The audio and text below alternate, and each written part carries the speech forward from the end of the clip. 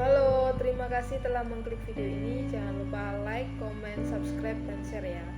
Oke, perkenalkan dulu. Namaku Rina Febilani Tiadi dari Program Studi Pendidikan Bahasa Indonesia STKIP PGRI Jombang Angkatan 2019.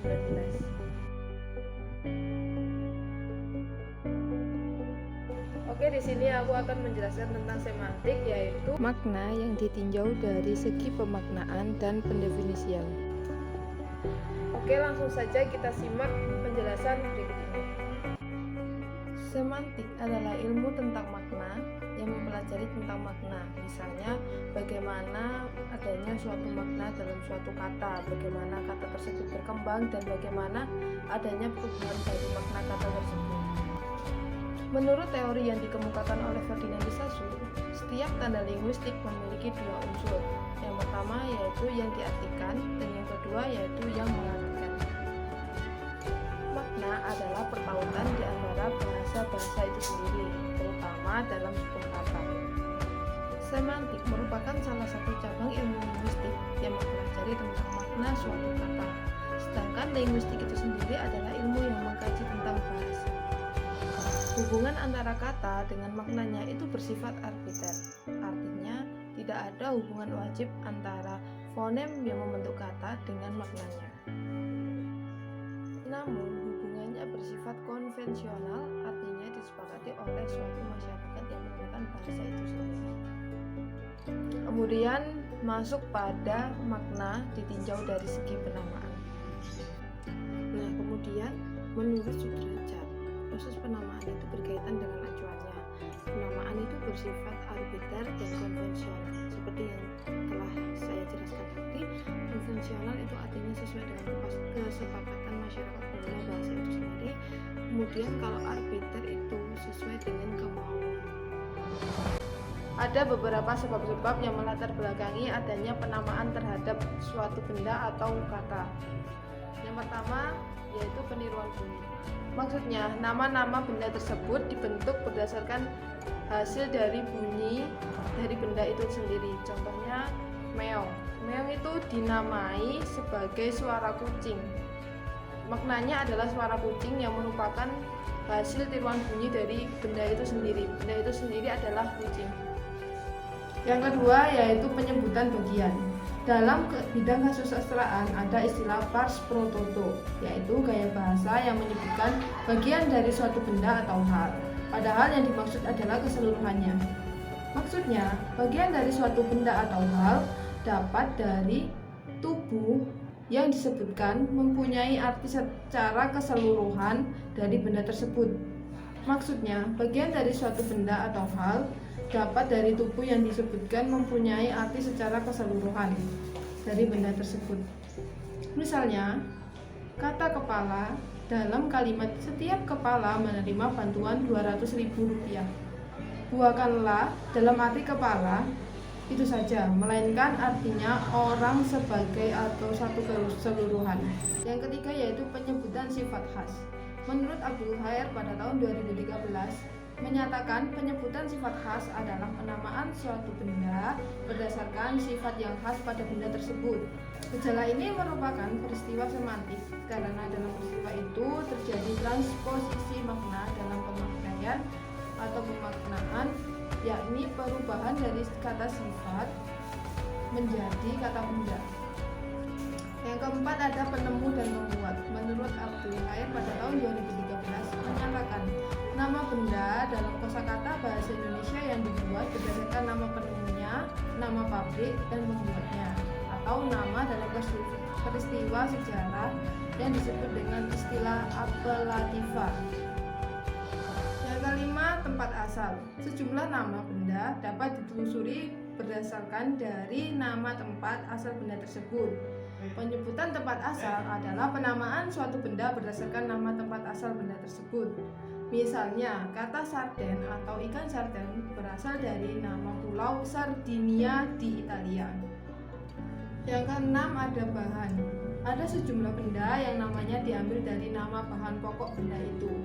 Menurut Sudaryat, penyebutan bahan adalah penamaan berdasarkan nama bahan pokok benda tersebut. Jadi penamaan berdasarkan penyebutan bahan adalah penamaan yang diperoleh berdasarkan bahan pokok benda tersebut. Contohnya karung goni. Biasa disebut goni karena karung tersebut berasal dari goni atau serat tumbuh-tumbuhan. Yang ketujuh ada keserupaan. Dalam praktik berbahasa, banyak kata yang digunakan secara metaforis.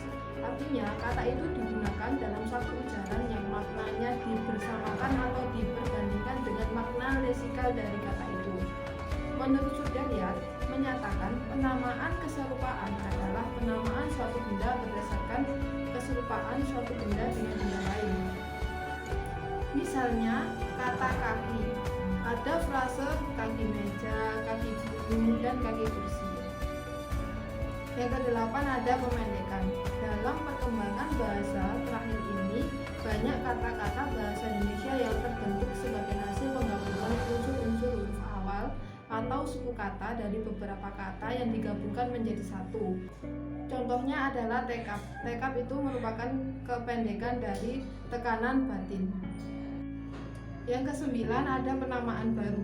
Menurut Abdul Qair pada tahun 2013 menyatakan bahwa banyak kata atau istilah yang dibentuk menggantikan kata atau istilah lama yang sudah ada. Kata-kata atau istilah itu perlu diganti dengan kata-kata yang baru atau sebutan baru karena dianggap kurang tepat. Kata-kata atau istilah lama itu perlu diganti dengan kata-kata yang baru karena dianggap kurang tepat, tidak rasional, kurang halus, atau kurang ilmiah. Contohnya adalah kata pariwisata untuk menggantikan kata turisme. Yang selanjutnya ada makna ditinjau dari pengistilahan. Proses penamaan atau penyebutan yang lebih banyak berlangsung secara arbiter, maka pengistilahan lebih banyak berlangsung menurut suatu prosedur. Ini terjadi karena pengistilahan lebih banyak dilakukan untuk mendapatkan ketepatan dan kecermatan makna suatu bidang kegiatan atau keilmuan. Maksudnya, ketetapan dan kecermatan dalam menamai tentunya tidak sembarangan atau semena-mena.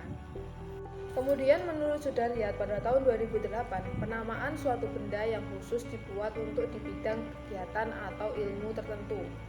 Umpamanya, kata dan sebagai nama dianggap bersinonim. Tampak dari kenyataan orang bisa mengatakan kuping saya sakit, yang sama saja dengan telinga saya sakit. Kemudian ada makna ditinjau dari pendefinisian. Pendefinisian adalah usaha yang dilakukan dengan sengaja untuk mengungkapkan dengan kata-kata akan suatu benda, konsep, proses, aktivitas, dan peristiwa. Hasil-hasil dari cara-cara pendefinisian ini adalah berbagai macam definisi yang taraf kejelasannya tidak sama. Kemudian ada macam-macam definisi. Definisi yang paling rendah tingkat kejelasannya adalah definisi sinonimis. Artinya, suatu kata didefinisikan dengan sebuah kata lain yang merupakan sinonim dari kata itu. Umpamanya, kata ayah didefinisikan dengan kata bapak. Ketidakjelasan definisi ini adalah karena adanya definisi yang diberikan bersifat berputar balik. Kemudian ada definisi formal.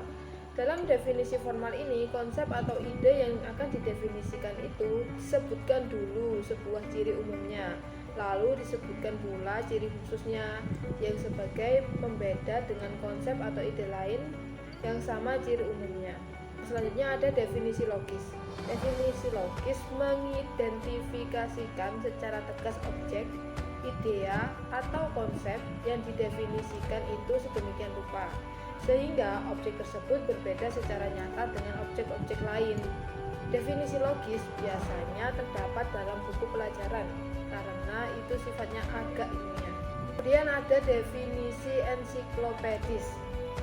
Definisi ensiklopedis lebih luas lagi dari definisi logis, sebab definisi ensiklopedis ini menerangkan secara lengkap dan jelas serta cermat akan segala sesuatu yang berkenaan dengan kata atau konsep yang didefinisikan. Oke, itu tadi penjelasan dari aku tentang semantik. Semoga video ini bermanfaat untuk kita semua. Terima kasih. See you.